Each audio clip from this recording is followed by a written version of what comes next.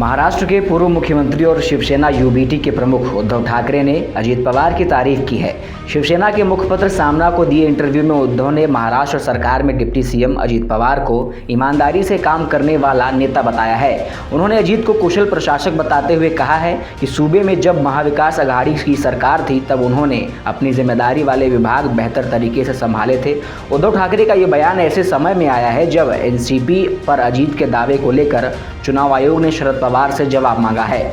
अजीत के साथ 3 मुलाकातों के बाद शरद पवार का रुख भी नरम हुआ है।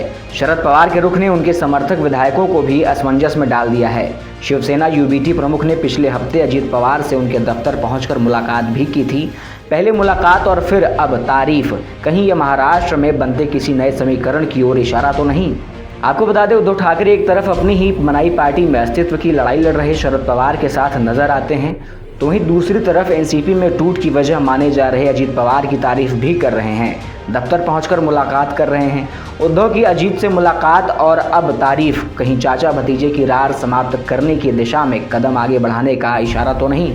उद्धव कहीं मध्यस्थ की भूमिका में तो नहीं आ गए हैं। ऐसा इसलिए भी है क्योंकि अजीत पवार पिछले दिनों लगातार 3 दिन चाचा शरद पवार से मुलाकात करने उनके घर पहुंचे थे। अजीत पहले दिन अपनी पत्नी और बेटे के साथ शरद पवार की बीमार पत्नी का हाल जानने पहुंचे थे। इसके बाद अगले 2 दिन अजीत छगन भुजबल और प्रफुल्ल पटेल के साथ ही अपने गुट के कई विधायकों को भी साथ लेकर अजीत पवार से एक के बाद एक 3 मुलाकात के बाद शरद पवार के सुर नरम पड़े हैं।